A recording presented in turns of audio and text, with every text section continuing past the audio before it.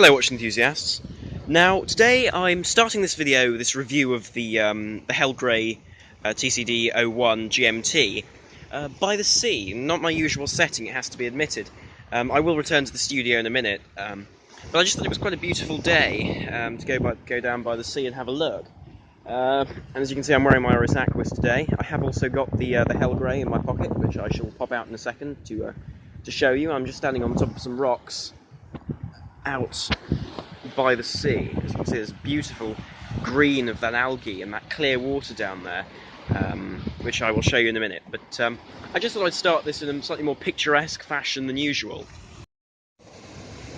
Okay, so I'm now on the beach and I've changed watch. I've put on the Hellgrey, which I've been sent by the company. I would like to make it clear at the beginning of the video that it was sent to me by the company. But however, I will stay completely unbiased, like I did with the Spinnaker watch I reviewed last week. So, I mean, this watch is very well equipped for the price. I mean, it has the black bezel, which is titanium. The whole case is in fact titanium, and is bead blast, and it has that GMT wheel just below the 12 o'clock with the date as well. And yes, it is quartz, but it's a very good quality quartz, and accurate to just a few seconds a month. In fact, less than a few seconds a month, which is very practical and very useful. And it is, of course, waterproof to 300 meters, which I haven't quite tested to the full 300, but I've been out swimming, and it's worked beautifully. I have taken it off the bracelet today simply because I didn't want to damage it before the review on the sandy beach. So I put on this Page & Cooper vanilla-scented Italian rubber strap, which I've had for a long time now, but I still like a lot. So with that, I shall go and do the review. So back to the studio. Okay, so now I have the Hellgrey in its box on the original bracelet, which of course you saw I took off by the beach. But before I show you the watch, I'd like to stress that this review really is unbiased. I've worn this watch for a few days, and I've observed the problems I have with it, and also all the pros to this watch, of which there are many, it has to be said. So this review really is impartial and unbiased. As you know, I see no point in making a review that isn't true to my viewers, so I strive to do that with every review, even if the watch is given to me. So the watch comes in this nice black leatherette box, and it really is on par with the quality of Autodromo cases, which, as I've said for a while now, are the best watch boxes I've seen in terms of the quality of the materials. I think with perhaps the exception of my Longines, which comes in a really beautiful wooden box, but as you've seen that in another review, and that's in a completely different price bracket as well. So inside this box, which just flips open like this, one finds the watch on a velvet cushion. As you can see, it comes in this black velvet cushion. Then the whole inside of the box is finished in this black velvet, which is very nice. And then it also comes with a card saying to post photos on Instagram, which is quite an interesting move from Hellgrey, seeing as they are trying to appeal to the younger generations, who of course use Instagram more than others. So I can see they're trying to appeal to people who are probably in their late teens or their 20s. So I can understand that this is a good idea, because a lot of brands that are more prestigious don't bother with this, and I think that's a great loss on their part. It also comes with the Hellgrey warranty card, as you can see, with a 12-month warranty. So I'll just take the box to put the box to one side with the cushion and show you the watch specifically, because of course that's what we're here to talk about. So I'll just put that down to avoid damaging the watch. So this watch has a fully bead blasted titanium case, as you can see. And it also, now interesting touches to this case are the bevels on the edges. These remind me of Seamasters, but the sharpness of the lugs and the way they flow gently across the watch remind me more of Submariners. So they've taken the best of sort of both worlds from the two great divers, and made them into quite a nice design, albeit all bead blasted. And actually, they're more hints to these watches rather than a copy, because of course these bevels are different on the Seamaster. But I like the touch. Also, that blends in with the crown guards rather nicely. Now, the case is actually remarkably thin and sits very flat on the wrist, and with the lugs falling down to the sides, which is something I really do appreciate, because I find that with a lot of watches with flat lugs, it can make them very difficult to wear and uncomfortable for most wrists, actually, unless one has a very, very flat wrist, which very few people do. So the crown on this side is signed. It's not just laser etched, it's actually embossed very deeply, which is again something I like, because one sees on a lot of watches just these very lightly laser etched crowns. So the whole watch is on this bracelet with solid end links, as you can see, and the whole bracelet is also matching bead blasted titanium. And this is again something I appreciate about this watch, because with my Steinhardt, the bracelet and the case were two different colours of titanium, because apparently the titanium they used comes in many variables in colour, whereas here they match perfectly. The colours are exactly the same, and I think that was something that was off-putting to a lot of Steinhardt titanium owners, whereas this matches nicely. Now the links are sort of pseudo oyster links, because they're slightly smaller and thinner than oyster links, more like half oyster links, which makes the whole bracelet more supple, albeit at the expense of feeling a bit more wobbly, which is something I'd like to lose in a bracelet. But at this price, I can't really complain. Now the clasp is a simple fold over, as you can see. It's bead blasted with the Helgray insignia again deeply embossed into it rather than being laser etched. So it flips over this way and then back that way, making for a very sturdy clasp. And these aren't folded pieces of metal; these are solid, which is something I really do appreciate, especially at this price point. So this folds over quite nicely, and actually this is very similar to the clasps one would see on Squire and Steinhardt's that cost twice as much as this watch. So kudos to Helgray; they really have done a good job here. Now, if we look at the face of the watch, now this watch actually comes in 4 different variants, only one of which is GMT. This is the GMT. So there's the GMT black dial, and there's a white dial with a double date indicator, so it shows the 10 days and then the extra few in 2 different date wheels, which is a nice touch, but I think this one will be more practical in the long run. Equally, there are no date orange and blue ones, but I prefer this. Now, the movement inside this watch is a Ronda 515D, which is a GMT with the wheel, and it's quartz movement with 45 months of power reserve.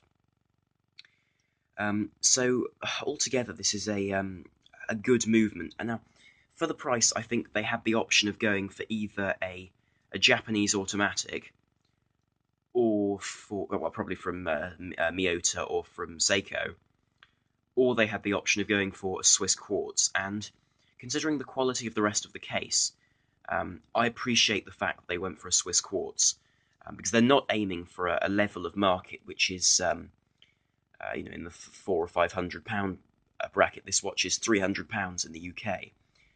So I think actually getting that good high quality Ronda movement, which is very accurate, it has to be said. I'm getting less than a second a week off, so I can't argue with that precision and that accuracy. So the dial is black. It's this matte black, but with sort of more of a satin look. So it does have a certain sheen to it. And then the markers are painted on rather than being metal surrounds. And it does have numerals, Arabic numerals, which is something which I usually don't go for, but I think on this watch it looks very good considering it has that GMT function. Now, the loom is quite good. I'll show you it. Well, it's very good actually. I'll show it to you at the end of the review. It's green loom rather than blue, and I quite like that because they've gone with this cream colour for the markers, and that complements the very harsh grey tone of the case. Now the bezel is a 120 click bezel, as you can see. It goes around like so. It's very firm. There's no play in it whatsoever, and that's something I like for the price. Now, it is in fact titanium as well. It's PVD coated titanium, and so far I've had no issues with any scratches on there. So it's well applied PVD. Now the loom on the watch is it goes all the way around the bezel, which is something I appreciate considering one finds that in a lot of situations the watches I own only have loom at 12 o'clock, which goes out very quickly. So having it all around the bezel is really a real help when checking the time in the dark, for example. Now I'll just move the hands to better show the dial, and of course with this movement, the first pull out, if you wind it clockwise, will change the date at 6 o'clock, and the other way will change the GMT feature of this watch. If you pull it out once more, it hacks, obviously being quartz. So I can move that to here. So as you can see on the dial, it has 300 meters marked on it, which is the depth rating of this watch, which is very good for the price. Usually these watches are 200 meters for about £300, but seeing a 300 meter diver is good. Equally, the Helgray logo hasn't been made too large, or the name hasn't been made too large. They're quite discreet and in the middle of the dial, which is something, again, I appreciate. Now, the date wheel is at 6 o'clock, which is, again, a nice feature because, as you've seen from my other reviews and my other videos, I have a thing for date wheels being symmetrical and dials being symmetrical, so I like them being at 6 o'clock or 12 o'clock rather than 3 or 9. It's just a personal my taste, but there we are. So, as you can see, the GMT feature, there's a very little tip on the middle of that aperture through which one can see it, right in the middle above the Helgray logo, and that allows one to see where one is. So, of course, you can set a second time zone on here and use it as a GMT. Obviously, one doesn't have the use of a GMT hand and use the bezel, so it is limited to 2 time zones rather than 3. Albeit one could use the bezel as a 12-hour GMT, but for the sake of argument, it can only take 2 time zones. But considering most people's travels, that should be enough.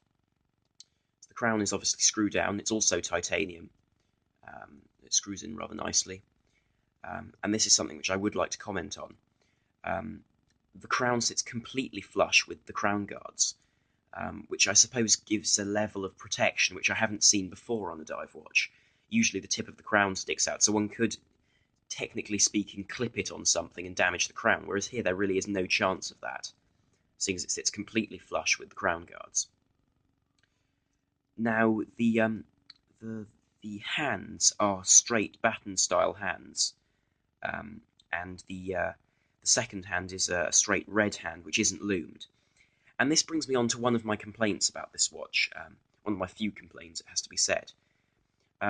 I would have liked that pip at the end of the second hand to be loomed, because it's nice to see when one's in the dark. I suppose that's the original reason for dive watches having a loomed second hand, so you could tell if your watch had stopped, run out of battery, or so on, and not continue monitoring time on it.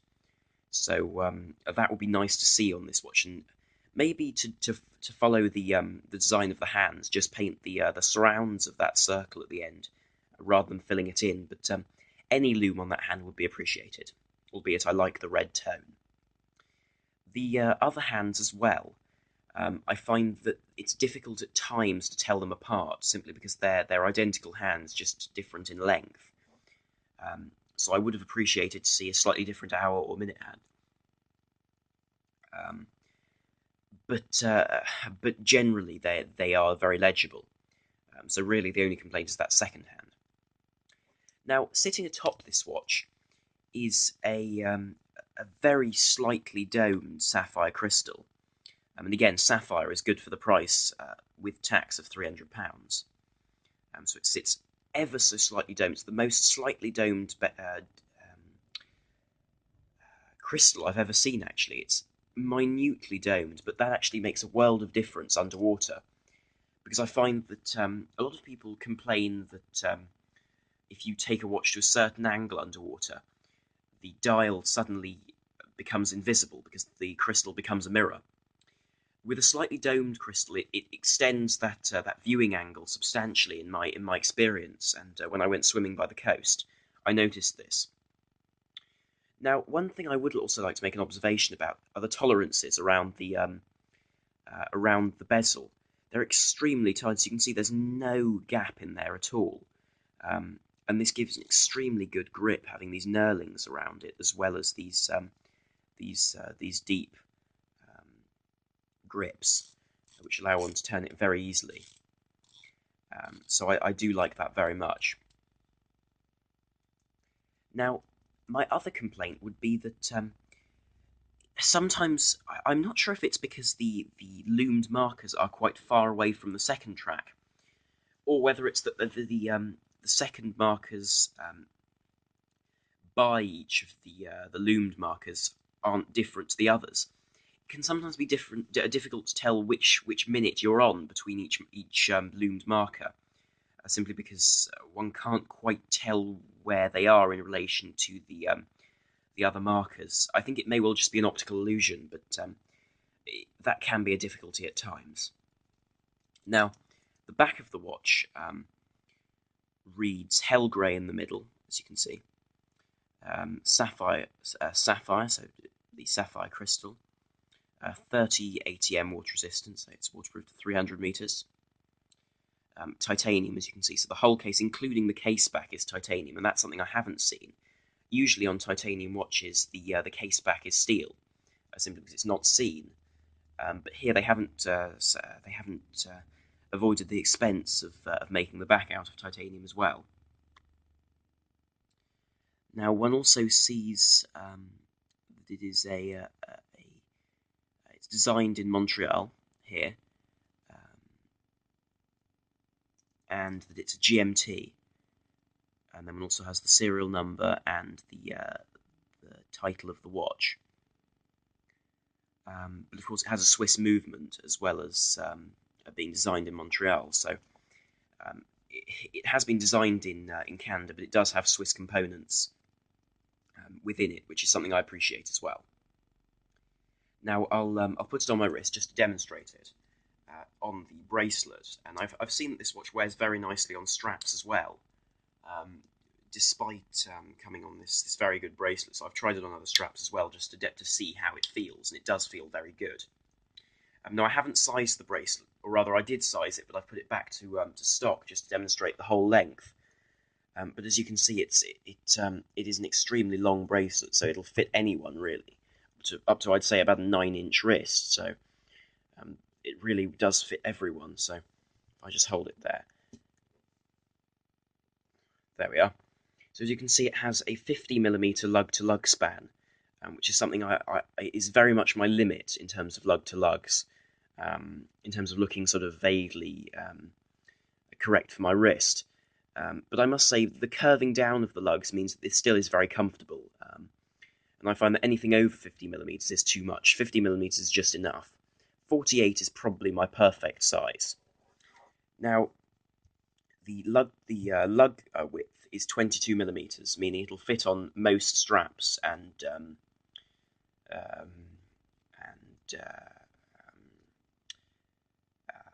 bracelets. I suppose you could replace this for another bracelet, but I wouldn't see why, considering the quality of this bracelet.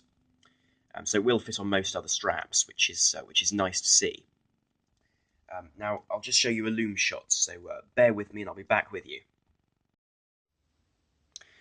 Okay, so I've turned the lights out, and this is the dial, having not applied any of the torchlight, which is something I would usually do to my watches before showing them. With this, I actually didn't need it.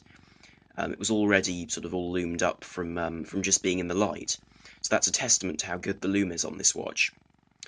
Now, as you can see, the bezel is fully loomed, and is highly visible as a result of that full looming. And the interesting thing about this watch is it gives a great depth to the watch, because you can see the difference in depth between the the markers on the dial and those on the bezel, giving a really interesting effect, and one which I really appreciate and like. But as you can see, at a glance, one can confuse the hands, and the second hand is completely obscured. So I'll give this a blast on the torch just to demonstrate. I'll just put that bezel back to 12 o'clock. There. I'll give it a blast on the torch just to light it up, to show you what it's like when it has been loomed properly with a torch and lit with a torch. And this is a UV torch, so it should give the best effect. So as you can see, that glows rather nicely. And once, actually, I didn't do the 15 marker on that side. I find that once I've lit this watch up, because I've done tests, I sort of lit up various watches and put them in a row. I find that this watch lasts about 7 to 8 hours, which is really up there with my Orient, which is the watch which until now has been the benchmark for lume in my collection. But I think this watch may well beat it. And it's funny, I've got my Oris Aquis and so on, and even that, it has very clear lume, but not as bright or long-lasting as this. So that's the lume on the Helgray. So I'll just turn the lights back on and conclude the video. Okay, so before I conclude this video, I will just tell you the measurements of this watch. So it's 41mm in diameter, and 45 including the crown, so it's a very comfortable size, about the same size as a Seamaster 300M if you were to try one of those on. It's about the same size as that. The crown is slightly larger though. So it's 50mm lug to lug, a lug width of 22 and a depth of 12mm from the top of the crystal, top of that doming on the crystal, to the bottom of that case. Case back. Obviously, these lugs drop slightly lower than that. They drop to make it about 14 mils, but that you don't really feel that. So I would call that the depth of the watch. So thank you very much for watching. I do hope you enjoyed this video, and please like, share, and subscribe if you did, because this is a rapidly growing channel. It has to be said, but of course your support is always needed and appreciated. So thank you very much for watching. This is Arm on the Watch Guy, over and out.